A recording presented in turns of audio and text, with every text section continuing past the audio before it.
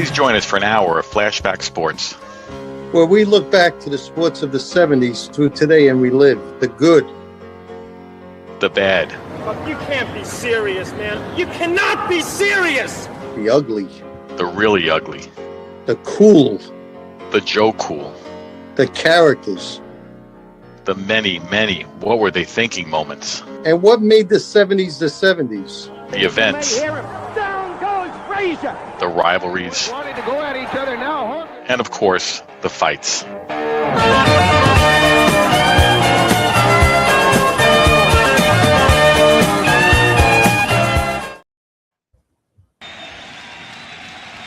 Look at Brian Cashman, the Yankee general manager. Game over. And the Yankees are up 2-0.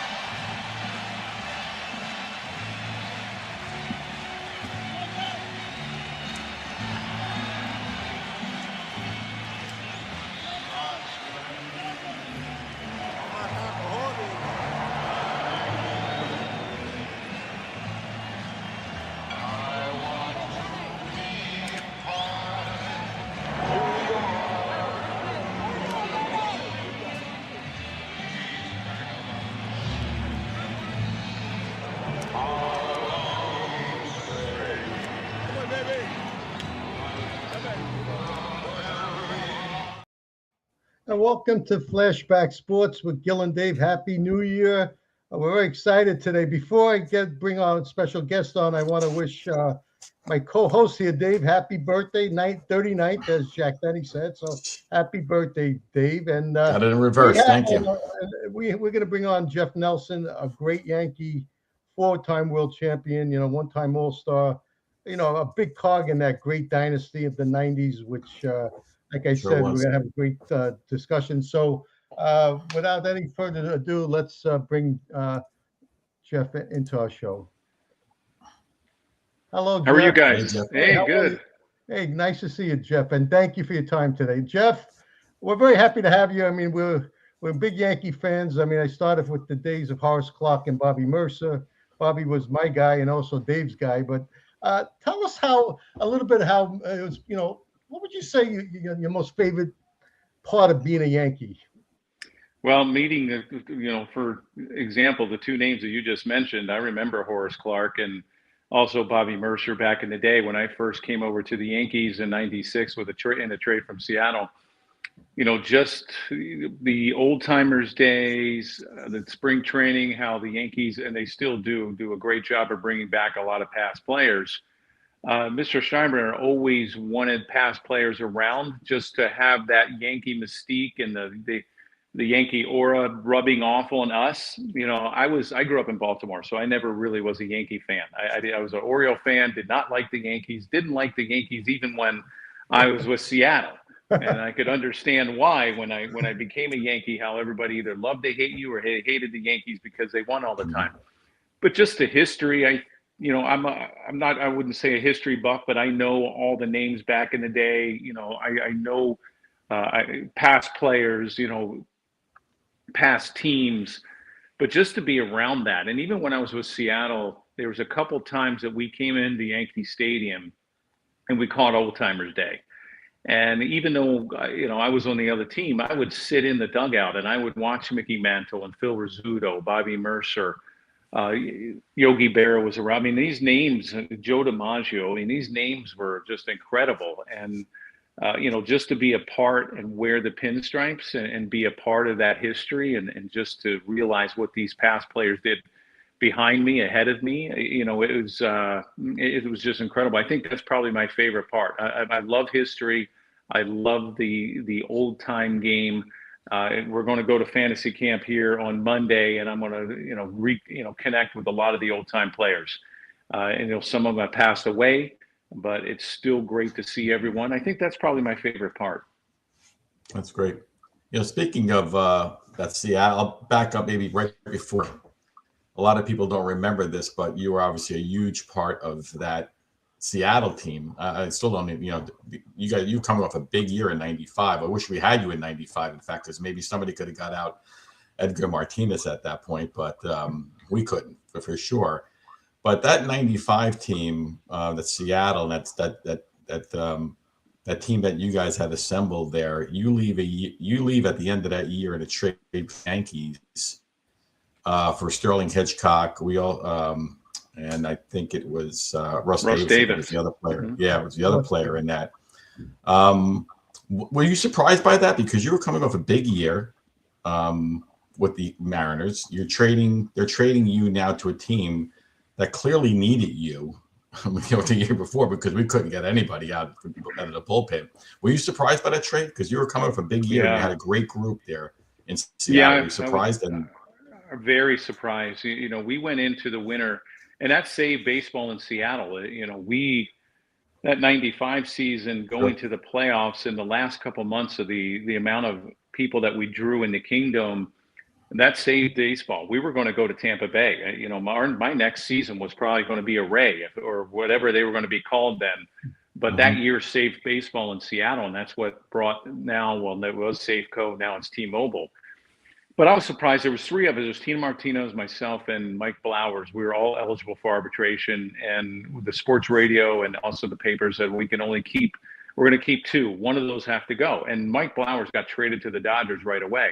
So we figured, Tino and I figured, and I didn't even know the story at the time, that we were going to stay in Seattle.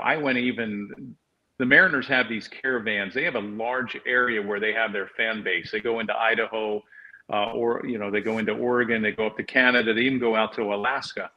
And I've done these caravans living in Seattle every single year for the Mariners. And that year, Dan Wilson and myself, who's the manager now with the Mariners, we went to Alaska. And we were promoting and going to schools, going to functions and promoting the Mariners. And the last day I was in Juneau, the capital of Alaska, and I got a call in my hotel room from Bob Watson, who was the GM then with the Yankees, and said that we just traded for you. And then also Woody Woodward, who was the GM at that time for the Mariners, also called me, and I was shocked. So I had to complete the last day promoting the Mariners as a Yankee. So I could have gone anywhere, but hey, I was going to New York, and we just played them in the playoffs. There could have been a lot worse teams, and I don't know if it was, well, you look back now, I don't know if there was a better trade for me in my career than that one in '96 or '95. And for the Yankees, believe me. Jeff, you were part of such great series like the '95 with Seattle. Then 2001, you came back with Seattle when the Yankees beat the great series against Atlanta and stuff like that. But explain how it was playing as a visiting player in the playoffs against the Yankees, and also playing with the Yankees with the Bronx crowd. Yeah, I loved it. I loved going into New York and being a visitor. I mean, the Yankee fans, probably the most passionate fans in sports. They can be pretty ruthless at times, but I loved it. Just being a Mariner and sitting there. I remember Ken Griffey Jr. and Jay Buhner. They used to come in from the outfield, and they would have batteries in their back pocket or quarters or change in their back pocket from the fans throwing stuff at them.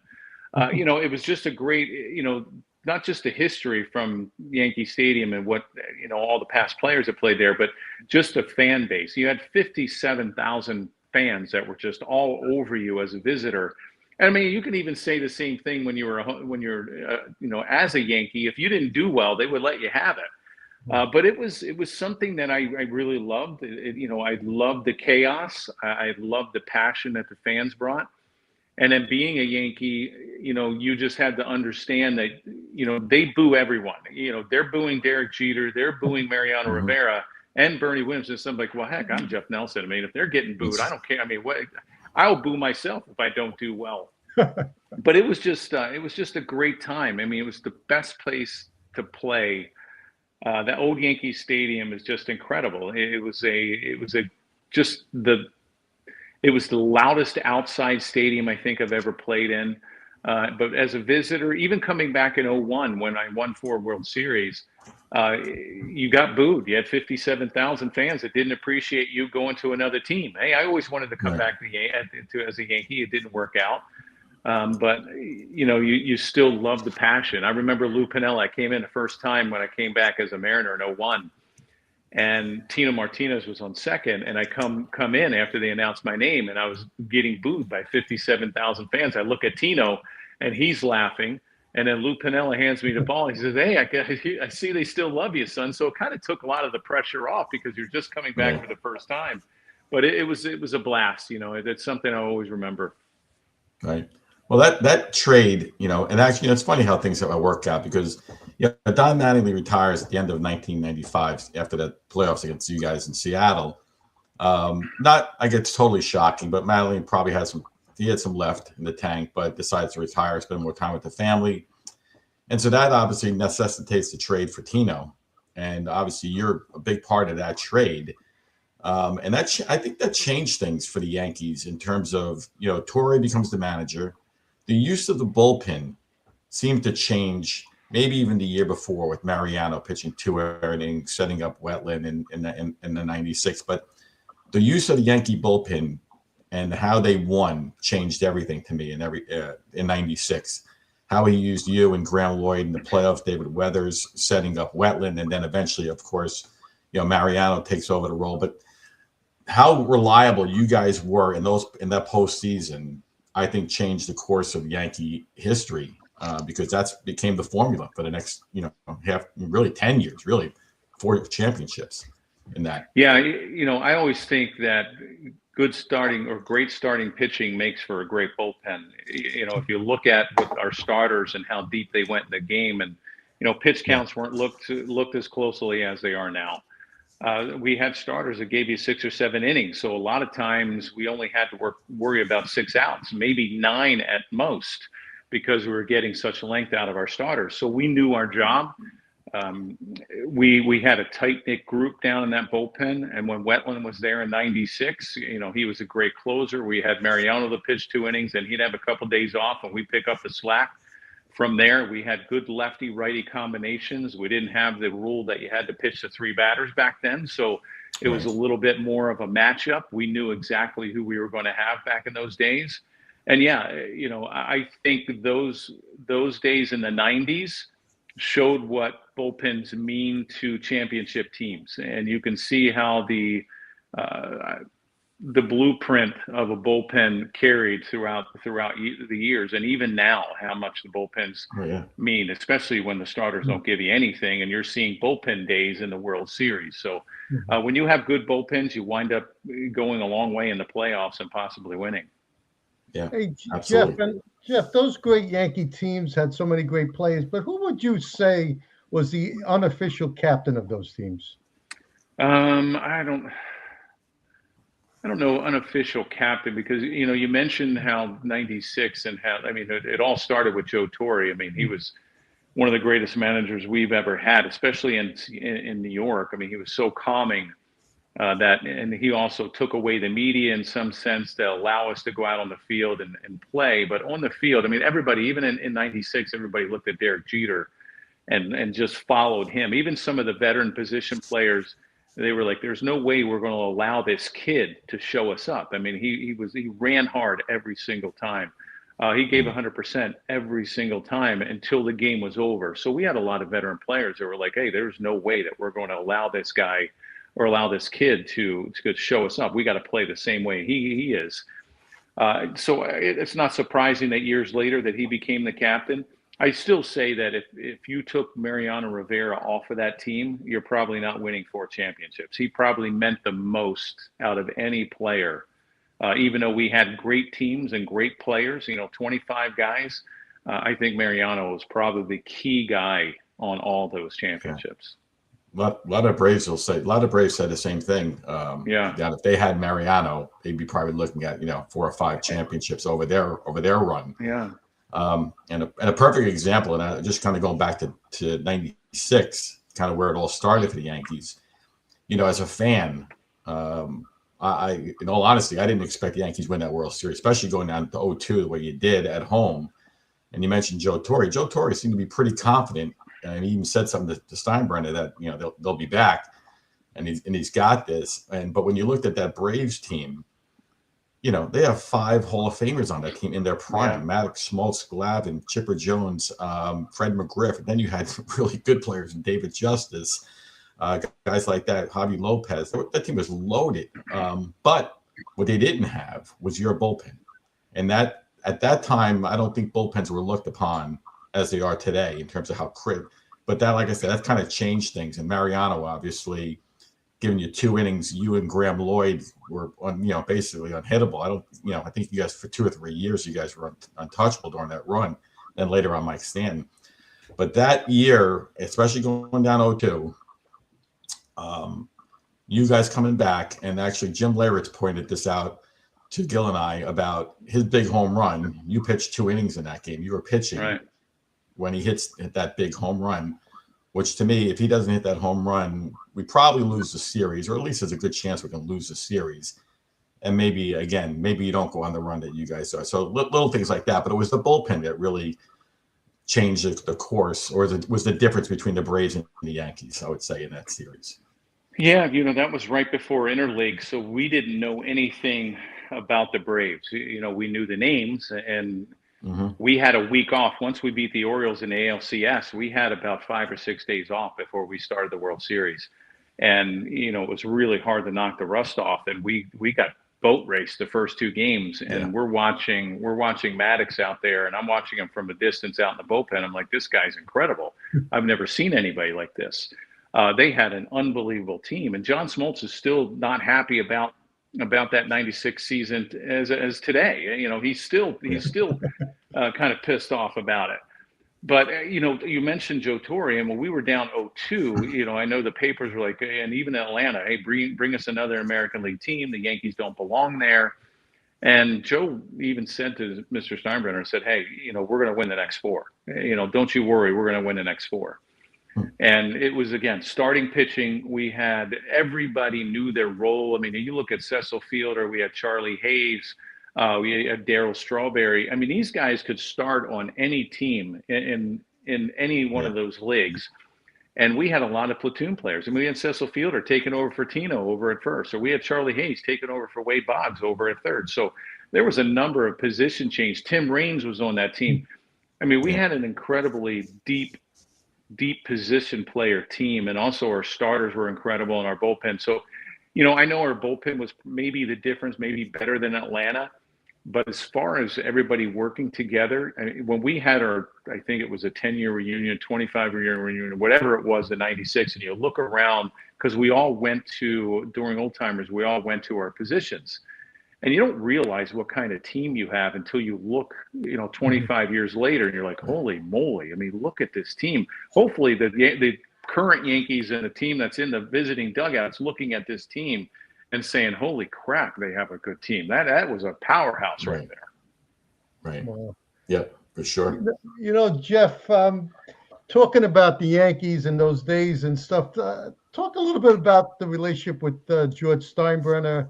And like you said, how Torre managed George Steinbrenner. How was that playing for the boss? Talk a little bit, because a lot of our new listeners don't really know what George was all about. Yeah, he was the most incredible owner that I ever played for. He was a fan that owned the team. He wanted to do everything he could to win a championship for the city of New York. He had the passion of the past as far as wanting to win every single year. He did everything he could. He added the players that we needed to win a championship. And he was tough. I mean, he wasn't an easy owner. I mean, he was a guy that came down and he tested you immediately to see how you could handle New York. And he would come up to you and give you the business every once in a while and see if you would stand up for yourself. And you never really argued with him, but you did stand up for yourself and kind of give it back to him. And then he felt like, okay, he's going to be able to handle New York. There were some that he did the same thing and they crawled under a rock. I remember that year in 96 and in the playoffs, he came up to Kenny Rogers every single year, every single time that he started. And Kenny folded. And, he crawled under a rock and he just couldn't handle the pressures of New York. But he was a type of owner that if you couldn't handle it, you probably weren't going to be around too long. But if you could handle it, he respected you. He wanted to win every single time, just like the fans in the media. You couldn't make a mistake. But if you did, it was going to happen. But just the passion that he had, I mean, I miss him today. I always wonder what would happen to today's Yankees if Mr. Steinbrenner was around. Oh, there'd be a lot of difference. Jeff, we talk about this a lot with Dave and, about what's going on with the Yankees. Why do you think it's been so long since they've won a title? What do you think it's the one or two things that they're lacking that has resulted in them not winning a championship? Yeah, I think you see players now that I think that a lot of guys are a little bit more sensitive in the game. A lot of players are like, oh, New York. It used to be when we were around, everybody wanted to be a Yankee. You're going to win. You have a passionate owner. The Yankees win. So if you want to win a World Series, you got to go to New York. Now I think because players have all of a sudden changed as far as being a little bit more sensitive. You have social media. They're getting on them. They're reading it. It's not just the papers, but the Instagram, the X, the TikTok, whatever it is, getting all over these guys. They get a little bit more sensitive, and I don't see the good players wanting to come to New York because it's a tough place to play. I think maybe some of the rosters that Brian Cashman has put together, he's been a great GM, but maybe him going out and trying to get some of those good players, not wanting to come to New York, he has to resort to Plan B, and they just haven't worked out. You look at also the postseason, it's just a different time. Perfect example is, Aaron Judge, as great a player as he is, you get into the postseason, it's just a different animal. And the way he hit a few home runs a couple of years ago when they were playing the Dodgers in the postseason, but they were almost like meaningless home runs. They really didn't do anything to change the game. And then he drops the fly ball in center. So I think just the different, the different attitude or the different mentality of today's game is a lot different than it used to be. And like I mentioned, I think a lot of guys don't want to play here. They view New York as a tough place to play. They don't want to get booed. They want to be written about or talked about on social media. So they'd rather go to some easy spot and get paid the same amount of money and have an easier time to play. Yeah. Jeff, do you think the Yankees need, and you mentioned Judge, and he's the Yankee captain. And up until this year, he obviously had a big playoff this year, and unfortunately didn't get a lot of help. But they just have seemed to me that the talent has been there. It just seemed to me when I compare it, contrast it to like your teams, or even the teams of the '70s, they just seem to lack. And I don't know, it's not character. That's too harsh a term. It's either confidence or. I don't get the sense that they play the game loose in the playoffs, that they are basically have any kind of swag to them. When I look at some other teams like Toronto, for example, perfect example, they've got a guy like, Guerrero and Bichette. They have guys who have they just feel like they're going to kick your butt.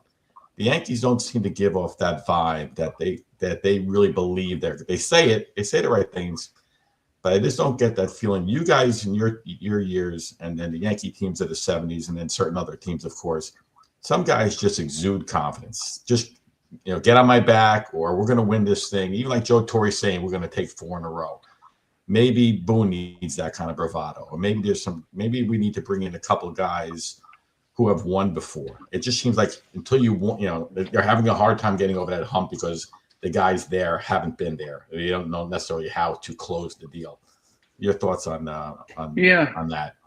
I think you're right. You got a good point. I think the sense of urgency. I don't think there's a real sense of urgency there. Sometimes you get a little bit too complacent in the game. I mean, it used to be, when we took the field, we were surprised when we lost. We went in every single day, and we wanted to win. Now, I will say money has changed a lot as much as these players are getting paid. When we played, yes, there was good salaries, but it was all about getting a ring. It was all about wanting and going to the World Series and getting a ring. Now I think the mentality is more, and this is all around baseball, is about how long can I play before I could retire and never have to work again. It's not all about getting a ring. With some players it is. I mean, you look at Cody Bellinger. I think this is a kid that plays hard every single day and has, like you mentioned, the passion and the urgency to win. And I hope they wind up signing him back. But I think you have too many players that you mentioned that get too tight. There's not a sense of urgency. Even as great as Yankee Stadium is, it's beautiful. it's not like the old stadium. The old stadium was a tough stadium for visiting teams to come into play because you had the everyday Yankee fan right on top of you, and you had 57,000. Now this is a great stadium that they have. It's a cathedral. It's beautiful, but it's not as intimidating anymore for a visiting team. So when they come in, it's almost like when we went to Atlanta. Atlanta, they packed the house and they did the tomahawk chop, but it wasn't intimidating. It was like, we were playing home. It really didn't matter to us. There wasn't an intimidating place for us to go into play. And for visiting teams, it was tough for the Braves or whoever to come in to play at Yankee Stadium because a 10-year-old kid's going through your whole family tree and getting all over them. So, that doesn't happen at this stadium. So that could be a little bit different. And you look at the construction of the team, we had 25 guys that pulled in the same direction and wanted to win, knew their role, knew their job. I think there's a few holes nowadays in teams, and with the Yankees, you look at the lineup, they're really top heavy. The bottom half of the lineup is really easy to pitch to. Their starters this year, they're going to have a really good starting staff. I mean, that's one good positive when you get Cole back. But their bullpen's going to be iffy again. You have Bednar as a good closer, but it's going to be iffy again. And there's always question marks when there's never used to be. Yeah, that's a good point about the balance. If we're talking about, you mentioned a good point about Bellinger, that he had a good season, he played hard. You think it's healthy for the Yankees to put all their efforts to try and sign Bellinger? And what about if he goes somewhere else? Like, what's the plan B and C and D if they don't get Bellinger? Well, that's interesting. I mean, they have Dominguez. Are they going to give him a final shot and let him play every day? They have Spencer Jones down there. They're going to have to wind up pulling the trigger somehow. I mean, you have two kids that all of a sudden probably don't belong in AAA, but they deserve a shot in the big leagues. They probably aren't going to get it, and Dominguez is going to wind up being a platoon guy again. He's not a great defensive player, so I can understand that maybe late in the ball game you substitute him for a defensive replacement. I was shocked that they wound up giving Grisham the qualifying offer. I know he had a great year, but that's 1 year, and the next thing you know, you're going to give him $21 million, and all of a sudden he says yes to it. So that was a little shock, and I think that put a little roadblock for some guys. I think Stanton's another guy. When he's on the field and healthy, he's a great player, but that's maybe half the year, so that's a lot of money there. Another thing, I forgot to mention as far as these teams now. The way they go about spring training is totally different. They're not fundamentally sound teams. If you look at the fundamentals on the field and the base running, it's very poor. And that's all over baseball. And the Yankees are a great example of that. They're not a great defensive team. And fundamentally, it's just not worked on in spring training that used to be. I mean, we used to be hammered. It was like, they would drill us to death with drills every single day in spring training. So when we started the season, we were ready. And if we made a mistake, then we paid for it. But we shouldn't. There shouldn't be any mental mistakes. But there's a lot of mental mistakes now in baseball. Why is it? Is that a player issue in terms of it's just are we make too much money to be taught how to bunt? I understand why Judge isn't bunting or Stanton isn't bunting, but everybody on this team, on every team, should be able to put down a bunt at this level. Because, in these playoff games, it always comes down to fundamentals or small ball or making a play or not making a play. We've seen it start this past year. Even, Toronto doesn't have a World Series ring right now because Kiner Falefa doesn't get the proper lead or jump or stands up. He doesn't recognize he does three things wrong on one play that a high school kid should make. And it's amazing. We, as fans here, especially, fans who could never play at that level, but we played high school baseball. Where it's like this is fundamentals, and the game really hasn't changed as much. Yes, you don't bunt as much, you don't steal as many bases. You maybe going to first and third as it isn't as important, but there comes a point in big games where it's always important. And the inability to lay down a bunt, the inability to take the extra base, to get a good secondary lead. The guys go through the motions, and it blows me away because, and that's what, as fans, I can live with a guy get a ball going through his legs. That's a physical mistake. But a guy just not getting a proper lead or a secondary lead or getting picked off when he's not stealing, all these little things, it boggles my mind how this stuff's not drilled in. I know they're stars, they make a lot of money, but they're still ball players. Well, the one thing that was taken away a lot is analytics. Analytics has made these players almost like robots. The instincts of the game, and that's one thing with Kiner Falefa, IKF at third. These guys are great athletes, obviously, to play in the big leagues. But as far as the instincts of the game, analytics has taken that away. Because everything, if you look at every single infielder, outfielder, where are they looking at? They're looking at a card. And where do we play? Where do we do this? They're taught in spring training that analytics is, if it's 50.1% of one way, that's the way it's going to go. Even though if it's, say 51 or 50.51% of the time we should be taking that extra base, they're going to do it regardless if it's what they should do or not. I mean, you look now when there's a man at third and nobody out, they always wait for the ball to go through. When there's one out and a man on third, that runner's always taking off, because 52% of the time say that the play, you're going to wind up being safe at home. So you're riding on 52% saying, hey, I have to go with one out instead of letting the ball go through the infield and not make an out. So they're saying, hey, this guy has to make a perfect throw if it's hit with the infield in. So that's what analytics has done. I mean, it's taken away a lot of the instinct of the player. They're always, a computer's always telling these guys what to do. Even pitching, these pitchers can't think for themselves. It's always, hey, 0-2, even though that hitter looked really poorly on two sliders. Oh, well, 0-2 says we need to go fastball. What happens? They go fastball and it gets hit out of the ballpark. And you're like, what? He just threw a couple nasty sliders. They look poorly. Why are you coming back with another pitch? Right. So, analytics has really changed the game in a way, and also changed the way people think. And that's why, I mean, they have what 10 coaches now on staff. So, you have, I don't even know what the names of some of these, the coaches that they have now, but the instincts of the game have changed. There's a few players that you can see, hey, they really have the instincts to go out there and play. And a lot of them are, like a Cody Bellinger, whose dad played in the game, or you look at Bo Bichette, who his dad played in the game. So a lot of those players should have good instincts of the game, and it shows, like a Mookie Betts or even Ohtani or Freeman. Some players have that, but most of them don't. And I think analytics are probably one of the reasons why the Blue Jays don't have a ring. They should have won Game 6 and 7. Wow. Yeah. Hey, No, you're absolutely right. Hey, Jeff, do you think there's been reading some stuff regarding a lot of the players when they grow up, like when we played, we might only played 1 or 2 games a week, but we practiced 5 or 6 days a week. And now a lot of these kids are in all these different leagues where they're playing games and perhaps not practicing as much. Do you think that has something to do with the fundamentals? It could. I go to spring training and I watch, and I go with a couple teams, and it's the things. Drills are done differently. Pitchers, when they're doing their pitchers fielding practice, a lot of them don't throw. They're going through the motion.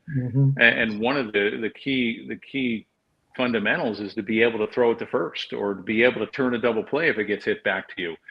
Bunt plays, to be able to know where the ball is going, where you need to be during a bunt play.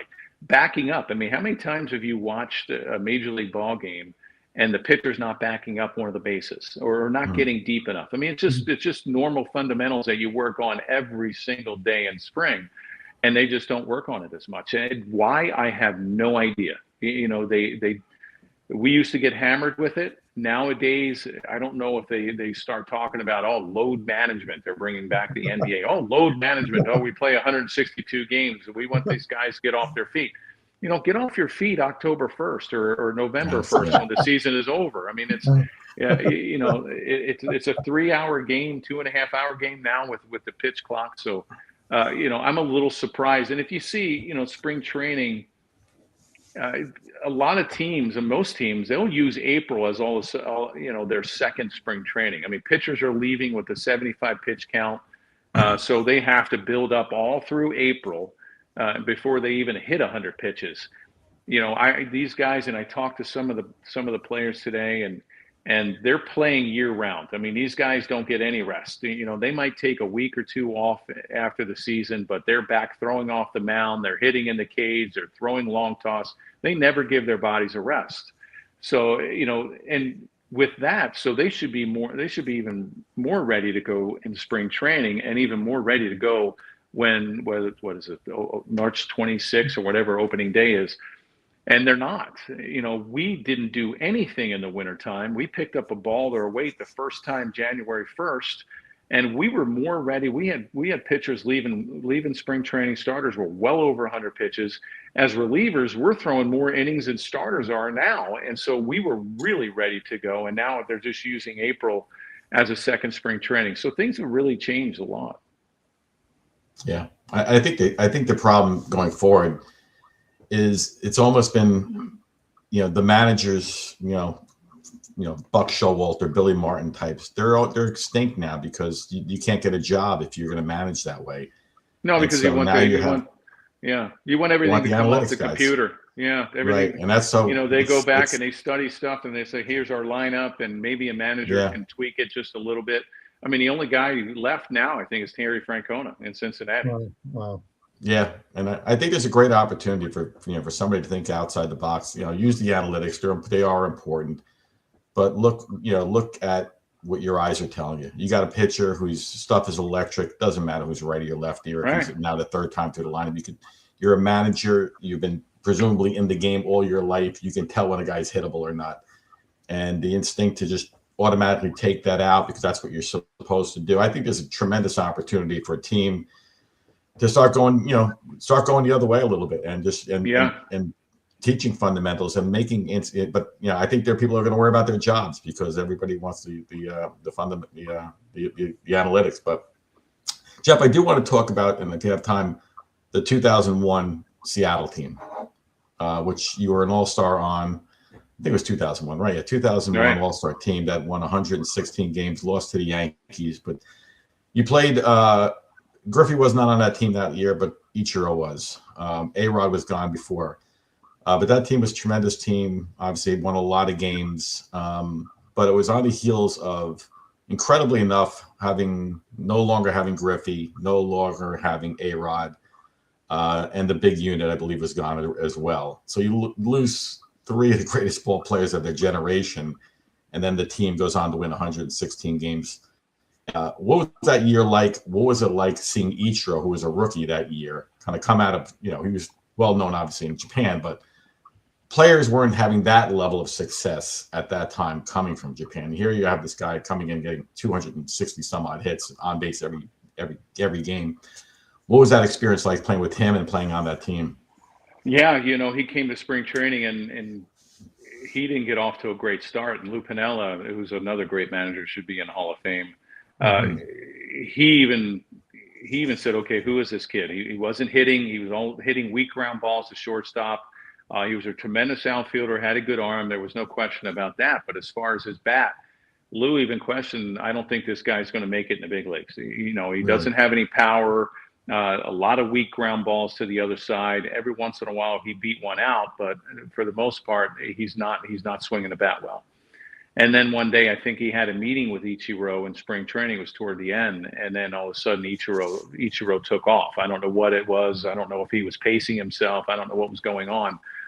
But he was a guy that we also had another Japanese player in Kazuhiro Sasaki, who was our closer. But he was a guy that wanted to fit in right away. He didn't want an interpreter. He wanted to learn how to speak English. So we wanted to learn how to speak, Japanese as much as we could. He was a great teammate. That year we had more guys after the game on the road. We all had dinner. Ichiro was part of it. Ichiro would wind up taking us to a bunch of different places. He was like Elvis everywhere we went. There was such a big following with him. Spring training, all his media interviews had to be done outside because they had about 50 Japanese reporters that were all around him every single day.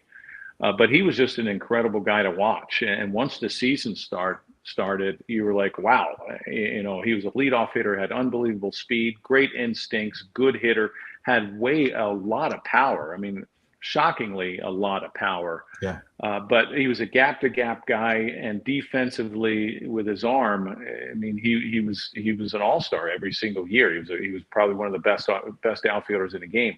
But it was fun to watch. Fun to watch his rookie season, and just from him or everybody not knowing what they were going to get in spring training, all of a sudden opening day, it was like a switch flipped on and he just took off. Wow. Jeff, we talked about Lou Piniella. He was a great one of our, we grew up in the 70s. He was a great player for the Yankees in the late 70s, early 80s. Great hitter, great competitor. It was tough watching him, as a Mariner manager. Explain the difference of, playing for him against playing with Joe Torre, the greatness of both of them. Well, it'd be two perfect guys in two different cities. You talk about Seattle, it's a laid-back city. They're more of a football type city with the Seahawks, and out there we used to be now the University of Washington, the Huskies. They just wanted the Mariners season to get over so they can get back to football. But Lou was a fiery guy. I played with him in the early 90s, and then I got traded over to the Yankees, and I came back and played for him in 2001 and 2 and 3. Or 2. So he was a perfect guy for Seattle because he was a fiery guy. He was just like Mr. Steinbrenner, that he wore his feelings on the sleeve, was not afraid to show his emotion. And if you didn't have thick skin, then you weren't going to last very long playing for him. But if you did, and he always had to, you always had to take him that he has your best interest and he's making you a better player. And he did. I mean, he's one of the reasons why, or maybe the main reason why I had success in New York, because I was playing for such a fiery guy that expected 100% all the time. And I took him in a way that he's only trying to get the best out of me. He's only trying to make me the best. And I did, I was going into different situations. I played the outfield for one out, and then, he just mixed it up so much. And then you had Joe Torre, who was the opposite. You have a very fiery city in New York, very tough to play. The media presence, the fan presence, it was a tough place to play. But then you had a manager that took all that away and made it a little bit easier for you to go out on the field and produce. Two great managers.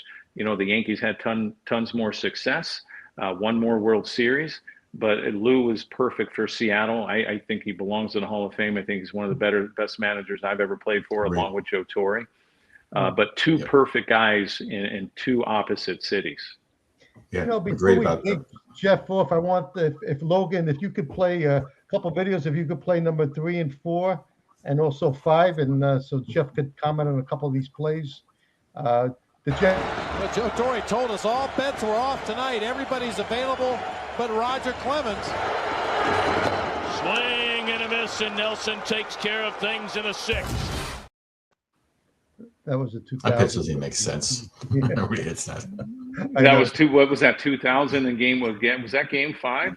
I think it was game 5 against game 5 against the A's. Yeah. I think that's that was a tough series, right, Jeff? It was. I mean, we backed into the playoffs that year. We lost the last 6 games of the season. Yep. I think Boston lost, and we wound up winning the division when we were in Baltimore. And then, you had the A's. They, all the pregame interviews were all broadcast throughout the stadium. You had, I think, Eric Chavez, and there was a couple players that did their post-game or pregame interviews, and we could hear them talk during batting practice. And you hear them say, "Oh, the Yankees are getting old. It's our time."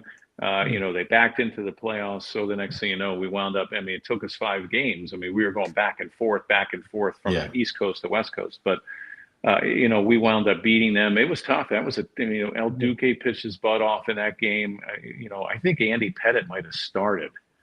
And I'm not sure. And then El Duque came in, South, Stanton. We did everything we could to try to win that 5th game, because we never really had a lot of elimination games when I was in New York. Yeah. And also that year, I forgot about that to 2000 year, because that kind of my point about before. It's like that was a team maybe a little on fumes. So not only do you do back I think you guys had a big losing streak at the end of the year. You kind of limp into the playoffs. You go down to the A's. You want to beat the A's, and of course you have the Subway Series, which is a mountain of pressure. You guys were not, in my opinion, not the team that you were on paper anyway. That you were in the previous few years, and yet you guys find a way to win. Probably expected to win. Probably no more. I mean, I think I've heard Paul O'Neill talk about this many times about. Never felt any more pressure than that year. That was the biggest year you had. Torrey said the same thing. Had to win, had to beat the Mets. I'm sure Steinbrenner would have been all over you guys. What's that Subway Series like in 2000? Well, it felt, I mean, just to get past the A's, and I mean, then we faced a tough Seattle team, and, you know, to get past them took us 6 games. You know, just to get back to the World Series, I actually thought we kind of relaxed a little bit. And the one thing the Yankees did is they sold all their postseason tickets well in advance. So their World Series tickets were all sold well in advance. The Mets actually waited until they got into the World Series before they sold their tickets. So we had a lot of Yankee fans over at Shea Stadium. You know, so as far as pressure, yes, because, you know, there was 3 teams we had to beat: the Red Sox, the Rays, because going into Tampa, that's where Mr. Steinbrenner lived, and you always had to beat the Mets. I mean, you could not have the Mets, you know, be a powerhouse or overtake the back page. You know, always had to have the back page of the paper if you were a Yankee. So yeah, there was added pressure, you know, but we really didn't feel it. I thought that our team was a little at ease because we got back to the World Series, and, you know, we were all about winning anyway. I remember a pipe breaking at Shea Stadium, and Mr. Steinbrenner said, you know what, they cleaned it all up. And it was such a hole in the wall, Shea Stadium was, that he had all our furniture from our clubhouse brought over to our visiting clubhouse, so we felt more at home. Wow. And I don't think anybody else really cared around the United States, but it was my most favorite World Series because it was 2 teams in the same city going against each other. So, you know, I didn't think that we felt pressure. I thought it was a little bit more relaxed, knowing, hey, okay, this is the 3rd time, but we already got through the toughest spots, and we felt like we were a better team anyway. And again, the Mets talk trash. I mean, they talk some trash in the papers. Bobby Valentine, Bobby Valentine, Egbayani, and Turk Wendell. So you had a lot of, you know, it's just, Jeff, when you've been there and done that, we never did that. We never talked trash. You know, Jeff, we're Yankee fans, and I'm happy when the Mets lose. I can't stand them. They always have gimmicks and slogans and stuff. And I can't stand with the Mets. I'm happy when they lose, to be honest with you. We were a lot more nervous than you guys probably were about that World Series. We were like, we really want to lose. We don't want to lose because I will also vouch for the fact that the Yankees do make you pay for the World Series tickets well in advance. I think I'm pretty much paying for 2027 at this point. So anyway, no dummies. Jeff, when you came back in 2001 with Seattle after what happened with 9/11, was the playoffs that year much different in New York? It was a little, you know, I kind of took it to heart because, you know, everybody's like, oh, New York, the Yankees are doing it for the world or doing it for the United States. I'm like, hey, I'm Seattle. We can do the same thing. But, you know, it was different. We had that layoff. We had such a great year. We barely got past Cleveland in the division series. I mean, you win 116, you're figuring, okay, this is the best shot that Seattle has ever had going to the World Series. And still today, they're the only team that's never been to the World Series. I thought our starting pitching didn't show up. And I knew, you know, even with a couple of our bullpen guys and Arthur Rhodes, the Yankees always seemed to get to Arthur Rhodes, whether he was with Baltimore or Seattle. And again, they got to him. And even Kazuhiro Sasaki always had a hard time against the Yankees. So, you know, you talk about the regular season and all of a sudden postseason, you know, some guys just can't transfer that success that they had against in the regular season to the postseason. And that was a perfect example. Once we got down, what were we, 3-1, you know, and we lost game 4. I thought game 4 was a big turning point because we were ahead until I think David Justice hit a home run off Arthur Rhodes, and then somebody hit one off of Sasaki, and then the Yankees won because we were up 1-0. Mm-hmm. And once we lost that, I knew it was done. You know, I think that was the most down I've ever felt, thinking, okay, hey, Lou Piniella wanted this so bad to get Seattle to the World Series. You win 116 games, and that was probably the best shot. And when we lost game 4, I knew it was done because I've been on the other side. And once we had closeout games, we closed it out. We didn't let it go any further. And I think I stayed out till like 6 a.m, all by myself. I didn't come in until the sun came up because I knew I wasn't pitching because I knew we weren't winning. And I sat out there on that cement wall in the visiting visiting bullpen, and I just watched us lose and watched the Yankees win. And I came in and I shook every single NYPD officer that was on the field's hand because of, I mean, not, I respect them anyway, but just what happened in 9/11. So it was a bittersweet moment. You know, Jeff, in that I think Bernie Williams hit a tying home run that game, right? He did, yeah. Maybe it was Bernie off of Arthur, and then maybe it was Justice in the ninth. I don't know. You're probably right. But you know what, Jeff? We have that clip 6 of the one of the big pivotal moments of the dynasty, the Jim Leyritz home run. So let's play number 6 and show Jeff this pivotal. Again, the 2-2 to Leyritz. In the air to left field. Back at the track, at the wall. We are tied.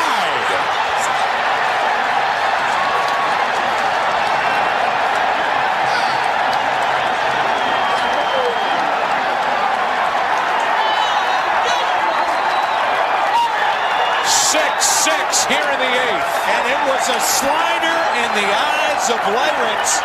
Another slider from Wohlers. We talked about it before it happened. They are dancing in the streets of New York right now. And it's a very quiet Fulton County Stadium. A high slider that speeds up the bat head.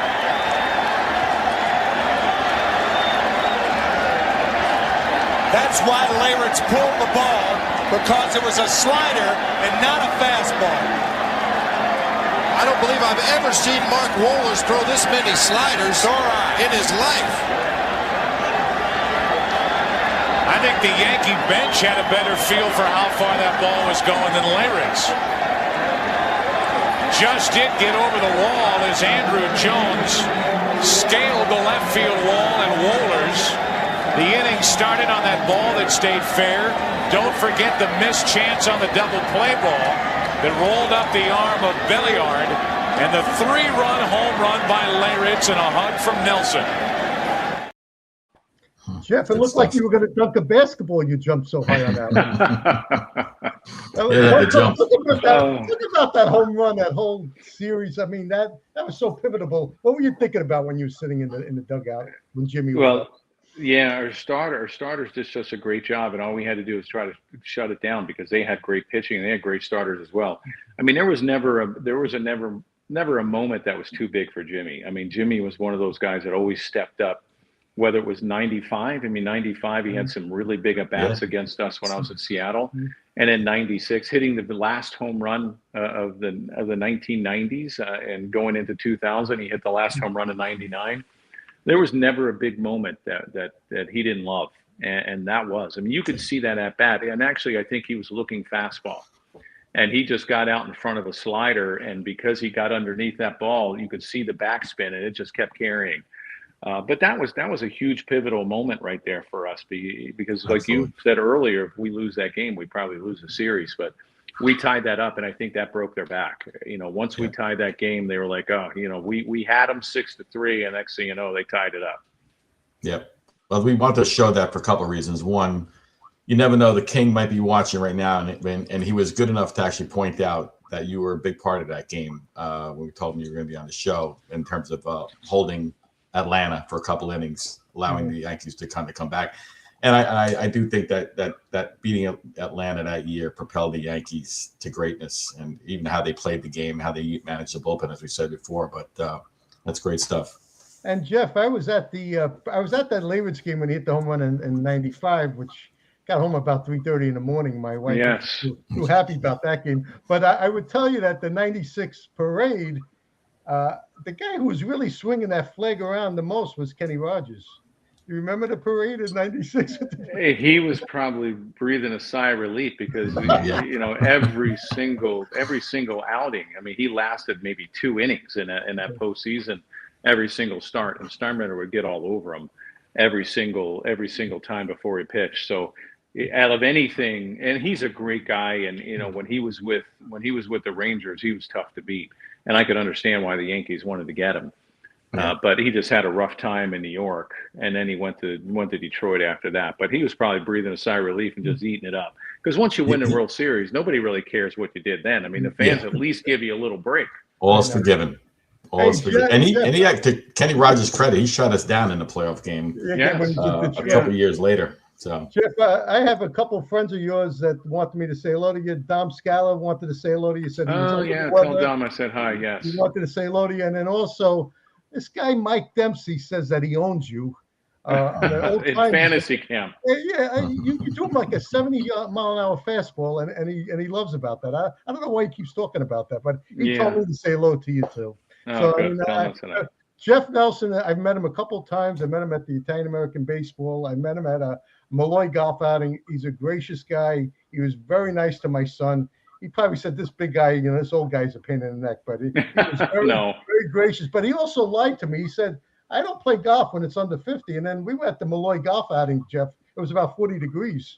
I don't know what you were doing there. I think only because it was probably for charity or something. So that's about it. That's the only time. Other than that, no. I won't play if it's 60 or less. Yeah, so that's it. Jeff, we call Gil the stalker. So when he says he met somebody, it means he stalked somebody. So just to be clear. I can't thank you so much, Jeff. Thank you so much for doing this, Jeff. Really appreciate it. And we wish you a happy new year, and we wish you a lot of success. I thought you did a great job on Yes. I'm sorry. Thank you.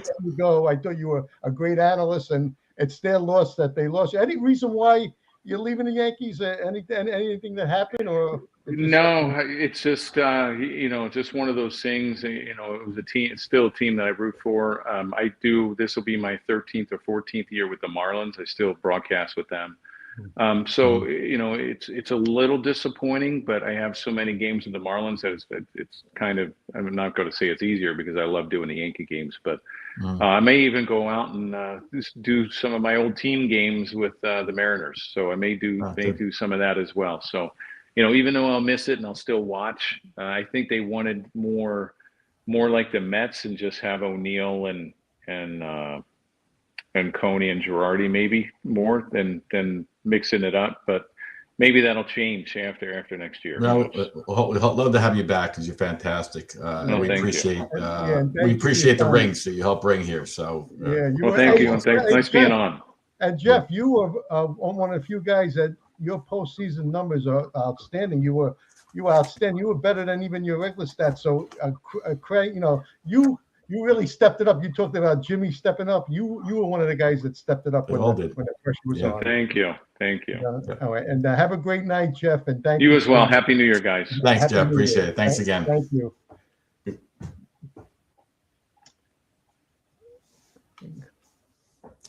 You got big core back there. Want to come back on? You have anybody out there, Logan, that you can bring on, or is anybody up there for a minute or so, or no? Big core, always good to have big core on. This interview with Jeff, I remember him well. He was, like you said, he was a linchpin in those successful teams. He was huge. He was huge. He really, really was. No, besides being huge, he was huge. I mean, being huge, he was. Yankees cornered the market on the 6-8 pitches. At him, Graham Lloyd, the Kansas. Who's the other guy that they drafted? There was he had some big boys. So, can you imagine seeing Graham? I mean, particularly Nelson, because he was a power pitcher and a filthy slider. Can you imagine being a right-handed hitter? I don't know how guys stood in the box against him. Couldn't hang. Throwing in the 90s, throwing that frisbee. Big core, Happy New Year! You got big Aaron Rodgers leaning you. Yes. Lloyd, you luck out. You got. Son, I can remember your son when he talked about. Hey, what's going on? I mean, hey, big core. I'm rooting really hard for Aaron Rodgers, man. Love him. I'm really rooting hard for him. I'm pulling for you guys over the Texans. Well, me too. Yeah, no, that was a great game that he played. It was a gutsy performance without his top target. That was really gutsy. He's what the team needed. I mean, they've been down that path with other guys. They really haven't had a quarterback since Roethlisberger. For a while, Big Ben. Yeah. Oh, you have to go all the way back 5 years. Oh, wow. That's a shame. We haven't had one in 50 years, so that's a bit for us. His Hey, last Logan is the. I think you're going to have to end the show, but keep these guys on. We'll talk a little bit. So, guys, good night, and thank you for great show. watching our show tonight. Happy New Year to everybody. Happy New Year to everybody. Happy New Year. John, what do we do with our pick? What? What do we do with our pick versus our second pick